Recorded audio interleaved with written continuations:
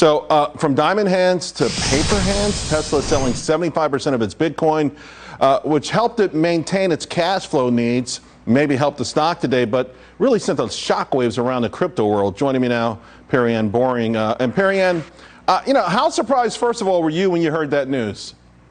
Look, I don't think we need to read too far into what's happening on social media and what people are saying on the Reddit threads around Tesla selling their Bitcoin. This is pretty straightforward. Elon Musk in his investor call, he said they need more cash. He specifically referenced the lockdowns in China, how that's impacted their supply chain. And in addition, because of inflation, some of the prices of their parts have gone up and they just need more cash. All right. Bitcoin is one of the most liquid assets you can own because the markets are open 24/7. So I really don't think we need to read too much further beyond that. So he's still your diamond hands hero. Well, I mean, he has sold, but he still has hundreds of millions of dollars of Bitcoin on Tesla's balance sheet.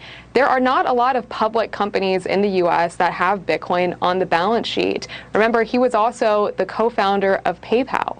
Their original mission was to create Bitcoin. They couldn't figure out how to do it. He's a believer in this technology. Good. What it took just to get Bitcoin on a public balance sheet was a huge feat. So again, I don't think we need to read too much into this. He said he needed cash. And I think we should take it at face value. And he still has all of his Dogecoin too. You just alluded to what Bitcoin was able to do for Tesla in a positive way, right?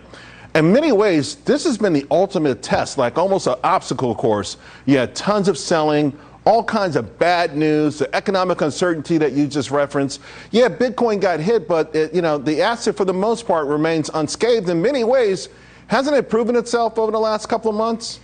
Absolutely. I mean, this has just been an incredible past couple of months. I've been in this space for going on a decade, and there is a lot of volatility in this space. And what we saw in this most recent downturn is it was the centralized players, these centralized lending companies that ultimately failed. And it was the decentralized protocols that were able to continue to operate without having to halt any withdrawals or customer funds with no downtime, and they're still managing billions of dollars of crypto loans today. So Bitcoin and the larger crypto industry has shown a tremendous amount of resiliency, and we're still very bullish for the future of this space. Having said that, though, throughout this sell-off, the haters came out. There were some we didn't know were haters, but we found out because they all came to more or less dance on Bitcoin's grave. And still, you have someone like Paul Krugman still calling it a pyramid scheme.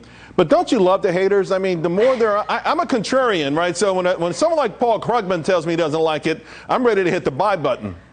Paul Krugman does not have a good reputation or track record with technology. This is the same person who said email was not going to take off because we have fax machines. Do not take technology advice from an economist.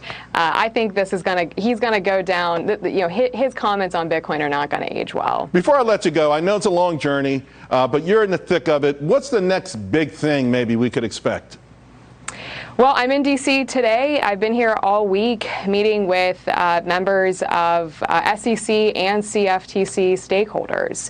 There is a pretty serious power grab between these two agencies, as well as the congressional stakeholders in the House Financial Services, Senate Banking, and the Ag Committee. They both want jurisdiction over this space, and there's a very interesting turf war playing out. And we are expecting to see legislative text on stable coins imminently, potentially within the next couple hours or maybe by tomorrow. Wow. So the House Financial Services and the Banking Committee are trying to push a stable coin bill and get that into law, and the Dems and Republicans are debating and negotiating that text as we speak. All right, can't wait to see what that is. And always thank you for keeping us abreast. Perianne, thanks a lot. Talk to you again real soon.